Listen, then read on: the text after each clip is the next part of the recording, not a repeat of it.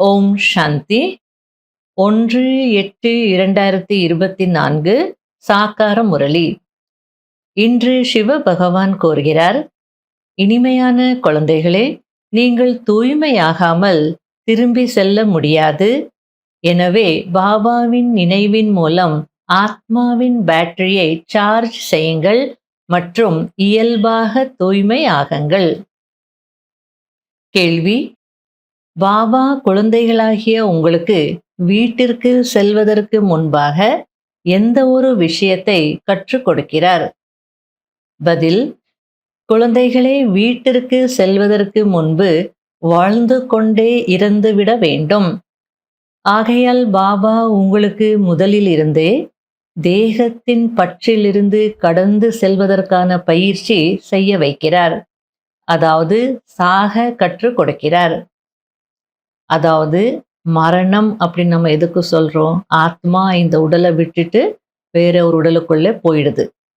ஆக இந்த உடலிலிருந்து பிரிவதற்கு மரணம் அப்படின்னு சொல்லுவோம் இல்லையா? அப்ப தேகத்தின் பற்றிலிருந்து நம்ம பிரிஞ்சிட்டோம், கடந்து வந்துட்டோம் அப்படின்னா அதுக்கு என்ன பேரு? மரணம் தானே. ஆகையில பாபா இங்கே வாழ்ந்து கொண்டே இருப்பதற்கு சொல்லி கொடுக்கிறார் அப்படின்னு சொல்லிட்டு இருக்கிறார். மேலே செல்வது என்றால் இறப்பதாகும். செல்வதற்கான மற்றும் வருவதற்கான ஞானம் இப்போது உங்களுக்கு கிடைத்திருக்கிறது. ஆத்மாக்களாகிய நாம் மேலிருந்து கீழே இந்த ஷரீரத்தின் மூலம் பாகத்தை நடிப்பதற்காக வந்திருக்கிறோம் என்பதை நீங்கள் தெரிந்திருக்கிறீர்கள். உண்மையில் நாம் அங்கே வசிக்கக்கூடியவர்கள். இப்போது அங்கேதான் திரும்பி செல்ல வேண்டும். ஓம் சாந்தி. தன்னை ஆத்மா என்று புரிந்து கொண்டு பாபாவை நினைவு செய்வதில் எந்த கஷ்டமும் இல்லை. எனவே குழப்பம் அடையக்கூடாது. இதற்கு சகஜ நினைவு என்று சொல்லப்படுகிறது. முதலில் தன்னை ஆத்மா என்றுதான் புரிந்து கொள்ள வேண்டும். ஆத்மாதான் ஷரீரத்தை எடுத்து பாகத்தை நடிக்கிறது. சம்ஸ்காரம் அனைத்தும் ஆத்மாவில்தான் இருக்கிறது. ஆத்மா சுதந்திரமானது. தன்னை ஆத்மா என்று புரிந்து கொண்டு தந்தையாகிய என்னை நினைவு செய்யுங்கள் என்று பாபா கூறுகிறார். இந்த ஞானம் இப்போதுதான் உங்களுக்கு கிடைக்கிறது, பிறகு கிடைக்காது. நீங்கள் இங்கு அமைதியில் அமர்வது உலகத்திற்கு தெரியாது. இதற்கு நேச்சுரல் அமைதி, அதாவது இயல்பான அமைதி என்று சொல்லப்படுகிறது. அதாவது பாபா என்ன சொல்ல வரார் அப்படின்னா, உலகத்துல சைலன்ஸ் அப்படின்னு எதுக்கு சொல்லுவாங்க? எங்க எந்த சவுண்டும் இல்லையோ, சப்தம் இல்லையோ, அதுக்கு சைலன்ஸ் அப்படின்னு சொல்லுவாங்க. அதே நேரத்துல உலகத்தினர் அமைதி அப்படின்னு எதுக்கு சொல்லுவாங்க? எந்த சண்டை சச்சரவுகள் இல்லையோ, பிரச்சனைகள் இல்லையோ, வாக்குவாதம் இல்லையோ, அதுக்கு அமைதி அப்படின்னு சொல்லுவாங்க. ஆனால் இப்போ நீங்க இருக்கிறது நேச்சுரல் அமைதியில அப்படின்றார் பாபா. அந்த நேச்சுரல் அமைதி அப்படின்னா என்ன? முதல்ல ஆத்மாவினுடைய சுய தர்மம் அமைதி அப்படின்றது நீங்க தெரிஞ்சுக்கிட்டீங்க. அதாவது எப்போ ஞானம் கிடைக்கிறதோ, ஞானத்தின் மூலமா ஒரு தெளிவு கிடைக்குது. அமைதி வெளியில இல்லை, நானே அமைதியான ஆத்மா, அதுதான் என்னுடைய உண்மையான குணம், இயல்பான குணம் அப்படின்ற அந்த ஞானம் கிடைச்ச உடனே ஒரு தெளிவு கிடைக்குது. ஆகையில அமைதி பிறக்குது. உதாரணத்திற்கு நிறைய பேருக்கு மரண பயம் இருக்கும். ஆனா எவ்வளோ ஈஸியா பாபா அந்த பயத்தை போக்கிட்டார். நீ அழியாத ஆத்மா, இந்த உடலை விட்டு இன்னொரு உடலுக்குள்ள போக போற, வேற ஒரு பாகத்தை நடிக்க போற, அவ்வளோதான். இப்போ இந்த ஞானம் கிடைக்கிறதுனால பயம் போயிடுது. அப்போ எப்போ பயம் இல்லையோ அப்போ மனம் எப்படி இருக்கும்? அமைதியா இருக்கும் இல்லையா? என்ன ஆகுமோ ஏதாகுமோ இந்த குழப்பங்கள் எண்ணங்கள் வந்துட்டே இருந்ததுன்னா அமைதியா இருக்க முடியாது. ஆகையால ஞானத்தின் மூலமாக அமைதி கிடைக்குது. இப்போ யாராவது சும்மா எதையாவது பேசிட்டே இருந்தாங்க அப்படின்னா என்ன சொல்வோம்? கொஞ்சம் அமைதியா உட்காருங்களே அப்படின்னு சொல்லுவோம். அல்லது சின்ன குழந்தைகள் போகிறது வர்றது ஏறுறது இறங்குறது ஏதாவது ஒன்று செய்துட்டே இருந்தேன்னா கொஞ்ச நேரம் அமைதியாக இருக்க மாட்டியா அப்படின்னு சொல்லுவோம். அப்படின்னா அலைச்சல்கள் இருந்ததுன்னா அங்கே அமைதி இல்லை. அதே போல இப்ப நம்முடைய மனதிற்குள்ள கூட எந்த விதமான அலைச்சல்களும் இல்லை. நான் யாருன்னு தெரிஞ்சுக்கிட்டோம். நான் எங்க போகணும்னு தெரிஞ்சுக்கிட்டோம். நான் ஏன் இப்படி இருக்கிறேன்ட்டு தெரிஞ்சுக்கிட்டோம். இதெல்லாம் ஏன் நடக்குதுன்றது தெரிஞ்சுக்கிட்டோம். அப்ப மனதிற்குள்ள எந்த அலைச்சலும் இல்ல. ஒரு சைலன்ஸ் இருக்கு. அமைதி இருக்கு. இதுதான் உண்மையான அமைதி அப்படின்றது மனிதர்களுக்கு தெரியல அப்படின்றார் பாபா. ஆத்மாக்களாகிய நாம் மேலிருந்து இந்த ஷரீரத்தின் மூலம் பாகத்தை நடிப்பதற்காக வந்திருக்கிறோம். ஆத்மாக்களாகிய நாம் உண்மையில் அங்கு வசிக்கக்கூடியவர்கள் என்ற இந்த ஞானம் புத்தியில் இருக்கிறது. மற்றபடி இதில் ஹடயோகத்தின் விஷயம் எதுவும் இல்லை. முற்றிலும் சகஜமாக இருக்கிறது. அதாவது ஆத்மாக்களாகிய நாம் வீட்டிற்கு செல்ல வேண்டும். ஆனால் தூய்மையாகாமல் செல்ல முடியாது. தூய்மையாகுவதற்கு பரமாத்மா தந்தையை நினைவு செய்ய வேண்டும். நினைவு செய்ய செய்ய பாவங்கள் அழிந்து போய்விடும். அவ்வளவுதான். கஷ்டமான விஷயம் எதுவும் இல்லை. நீங்கள் வாக்கிங் செல்கிறீர்கள் என்றாலும் பாபாவின் நினைவில் இருங்கள். அப்போதுதான் நினைவின் மூலம் தூய்மையாக முடியும். அதுவோ தூய்மையான உலகம். அந்த தூய்மையான உலகத்தில் இந்த ஞானத்தின் அவசியம் எதுவும் இருப்பதில்லை. ஏனென்றால் அங்கு எந்த விகர்மமும் நடப்பதில்லை.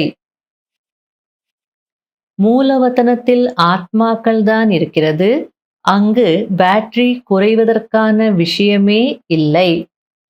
உதாரணத்திற்கு கார் ஓடிக்கொண்டே இருந்தால்தானே பேட்டரி குறைந்து கொண்டே செல்லும். கார் நின்று கொண்டிருந்தால் பேட்டரி இயங்குமா? இல்லை அல்லவா? கார் ஓடினால்தான் பேட்டரி இயங்கும். அங்கு காரில் பேட்டரியை சார்ஜ் செய்யலாம். ஆனால் இங்கு உங்களுடைய பேட்டரி ஒரு முறைதான் சார்ஜ் ஆகிறது. நல்லா ஒரு எக்ஸாம்பிள் கொடுத்து பாபா புரிய வச்சிட்டு இருக்கிறார். மூலவதனத்துல ஆத்மாக்கள் மட்டும்தான் இருக்கும். அங்க எந்த செயலும் இல்லை. ஆகையில பேட்டரி டிஸ்சார்ஜ் ஆகிறதுக்கான பேச்சே இருக்காது. இப்போ கார் ஓடாம நின்று கொண்டே இருக்கு அப்படின்னா அதனுடைய பேட்டரி டவுன் ஆகுமா? டிஸ்சார்ஜ் ஆகுமா? ஆகாது இல்லையா? கார் ஓடினால்தான் பேட்டரி இயங்கும், டவுன் ஆகும். அப்போ என்ன பண்ணுவாங்க? பேட்டரியை சார்ஜ் பண்ணுவாங்க. அங்க காரினுடைய பேட்டரியை எப்போ வேணாலும் சார்ஜ் செய்யலாம். டவுன் ஆயிடுச்சுன்னா அப்பப்போ சார்ஜ் பண்ணிடலாம். ஆனா ஆத்மாவுடைய பேட்டரி ஒரு முறைதான் சார்ஜ் ஆகுது அப்படின்னு சொல்றாரு. அப்பப்போ எல்லாம் சார்ஜ் பண்ணிட்டு இருக்க முடியாது. பாபா வந்து அனைவருடைய பேட்டரியையும் சார்ஜ் செய்து விடுகிறார். விநாச காலத்தில் அனைவரும் ஈஸ்வரனை நினைவு செய்கிறார்கள். வெள்ளம் வருகிறது என்று வைத்துக் கொள்ளுங்கள். அப்போது யார் பக்தர்களாக இருக்கிறார்களோ அவர்கள் பகவானை தான் நினைவு செய்வார்கள். ஆனால் அந்த சமயத்தில் பகவானுடைய நினைவு வர முடியாது. நண்பர்கள், உறவினர்கள், பணம், ஆஸ்தி போன்றவைகள்தான் நினைவில் வந்துவிடுகிறது. ஹே பகவானே என்று என்னவோ சொல்கிறார்கள். ஆனால் அதுவும் வெறும் சொல்வதற்காக மட்டும்தான் சொல்வார்கள். பாபா என்ன சொல்லிட்டு இருக்கிறார் அப்படின்னா, நான் வரும்போது எல்லாருடைய பேட்டரியும் சார்ஜ் ஆயிடும். ஏன்னா நான் வர்றதே சார்ஜ் பண்றதுக்கு. ஆகையால என்னை நினைத்து நீங்க உங்க பேட்டரியை சார்ஜ் பண்ணிக்கோங்க. கடைசியில நினைக்கலாம் அப்படின்னா, அந்த நேரத்துல பாபாவின் நினைவு வர்றதுக்கு வாய்ப்புகள் கம்மி அப்படின்றார். பக்தர்கள் எடுத்துக்கோங்க. விநாச நேரத்துல அவங்களும் இறைவனை தான் நினைப்பாங்க. ஹே பகவானே அப்படின்னு தான் சொல்லுவாங்க. ஆனா இறைவனுடைய ஞாபகம் வரும்னு நினைக்கிறீங்களா? கண்டிப்பா இல்ல. நண்பர்கள், உறவினர்கள், ஆஸ்தி, பணம் இதனுடைய ஞாபகம் தான் அவங்களுக்கு வரும். ஆகையால நேரத்தை ஒதுக்கி பேட்டரியை சார்ஜ் செய்துக்கோங்க அப்படின்னு சொல்லிட்டு இருக்கிறார். கடைசியில பார்க்கலாம் அப்படின்னா அந்த நேரத்துல எல்லாம் முடியாது. இன்னொரு விஷயம், அவங்களுக்கு பகவான் நம்முடைய தந்தை, நாம அவருடைய குழந்தைகள் அப்படின்றது தெரியாது. ஆகையில எப்படி சார்ஜ் ஆகுது அப்படின்றார். எனவே பாபா கூறுகிறார், இனிமையிலும் இனிமையான குழந்தைகளே, தன்னை ஆத்மா என்று நிச்சயம் செய்து கொள்ளுங்கள். மனிதர்கள் கூட நாம் அனைவரும் நடிகர்கள் என்று சொல்கிறார்கள். ஆனால் ஆத்மாக்களாகிய நாம் எப்படி மேலிருந்து வருகிறோம் என்பதை புரிந்திருக்கவில்லை. இந்த மரண லோகத்தில் இது உங்களுடைய கடைசி பிறவியாகும். சத்யுகத்தை தான் அமர லோகம் என்று சொல்லப்படுகிறது. நாம் சீக்கிரமாக செல்ல வேண்டும் என்பது இப்போது குழந்தைகளாகிய உங்களுடைய புத்தியில் இருக்கிறது. முதலில் வீட்டிற்கு முக்தி தாமத்திற்கு செல்ல வேண்டும். இந்த ஷரீரம் என்ற ஆடையை இங்கேயே விட்டுவிட வேண்டும். பிறகு ஆத்மா வீட்டிற்கு சென்றுவிடும். எப்படி அந்த எல்லைக்குட்பட்ட நாடகத்தின் நடிகர்கள் நாடகம் முடிந்தது என்றால் ஆடையை அங்கேயே விட்டுவிட்டு வீட்டின் ஆடையை அணிந்து கொண்டு வீட்டிற்கு செல்கிறார்கள். அதுபோல் நீங்களும் கூட இப்போது இந்த ஷரீரத்தை விட்டுவிட்டு செல்ல வேண்டும். சினிமால நடிக்கிறாங்க, நாடகத்துல நடிக்கிறாங்க அப்படின்னா வீட்ல இருந்தே அந்த காஸ்டியூம் போட்டுட்டு போக மாட்டாங்க. வீட்ல இருந்து அந்த ஷூட்டிங் ஸ்பாட்டுக்கு போவாங்க. அன்றைக்கு என்ன ஷூட்டிங்கோ, வேடமோ அதுக்கேத்த மாரி அந்த வேஷத்த போட்டுக்கிட்டு நடிப்பாங்க. அந்த ஷூட்டிங் முடிந்தது, ட்ராமா முடிந்ததுனால என்ன செய்வாங்க? ராஜா வேஷம் போட்டாங்கன்னா அப்படியேவா வீட்டுக்கு வந்துருவாங்க? அந்த காஸ்டியூம் சேஞ்ச் பண்ணிட்டு கேஷுவல் ட்ரெஸ்ல தானே வீட்டுக்கு வருவாங்க. அதுபோல நீங்களும் மேல இருந்து வந்தீங்க வீட்ல இருந்து. இந்த நாடக ஸ்பாட், ஷூட்டிங் ஸ்பாட் இந்த உலகம். இங்க வந்து உங்களுடைய பாகத்திற்கு ஏற்ப நீங்க வேஷத்தையும் அணிந்தீங்க, நடிக்கவும் செய்தீங்க. இப்போ முடியுதுன்னா என்ன பண்ணணும்? எப்படி வந்தீங்களோ அப்படிதானே திரும்பி போகணும். ஆகையால இந்த சரீரத்தை இங்கேயே விட்டுடுவீங்க. ஆத்மா தான் வீட்டுக்கு போகுது அப்படின்னு சொல்லிட்டு இருக்கிறார். இவ்வளவு சிறிய ஆத்மாவில் 84 பிறவிகளின் நடிப்பு நிரம்பி இருக்கிறது. அது ஒருபோதும் அழிவதில்லை. ஆத்மா அழிவற்றது என்றால் அதிலுள்ள நடிப்பும் அழிவற்றதாக இருக்கிறது. நீங்கள் இங்கு வந்திருப்பதே ஷரீரத்தை விட்டுவிட்டு வீட்டிற்கு திரும்பி செல்வதற்காகத்தான். அதாவது இறப்பதற்காகத்தான். நாம் ஜீவன் முக்திக்கு செல்வோம் என்று நீங்கள் குஷியாக செல்வீர்கள். பொதுவாக உலகத்துல இந்த உலகத்துல எப்படி வாழணும் அப்படின்றது சொல்லி கொடுப்பாங்க. ஆர்ட் ஆஃப் லிவிங், எப்படி வாழ்வது, வாழ்வது கூட ஒரு கலை அப்படின்னு சொல்லி கொடுப்பாங்க. ஆனா இங்க பாபா என்ன சொல்லிட்டு இருக்காரு அப்படின்னா, இப்ப நீங்க வீட்டுக்கு திரும்பி போகணும். உங்க நடிப்பெல்லாம் முடிஞ்சிடுது. இங்க ஒண்ணும் நீங்க வாழப் போறது இல்ல. ஆகையால இப்போ நீங்க என்ன கத்துக்கணும்? Art of dying. எப்படி திரும்பி போகிறது? வீட்டிற்கு திரும்பி போகணும்னா நான் என்ன செய்யணும்? எப்படி பற்றற்ற நிலையில இருக்கிறது? எப்படி பாபாவை நினைக்கிறது? இந்த பழைய உலகத்தை எப்படி மறக்கிறது? இதெல்லாம் சொல்லிக் கொடுக்கிறார். ஆகையால இது ஆர்ட் ஆஃப் டையிங். அங்கே நம்ம சாக போறோம்னா எவ்வளோ கஷ்டப்படுறாங்க, அழுறாங்க. அந்த கனவுல கூட ஒருவேளை சாகுற மாதிரி கனவு கண்டாங்கன்னா அப்பவும் அழுதுட்டு இருப்பாங்க. அந்த அளவுக்கு பற்று இருக்கு.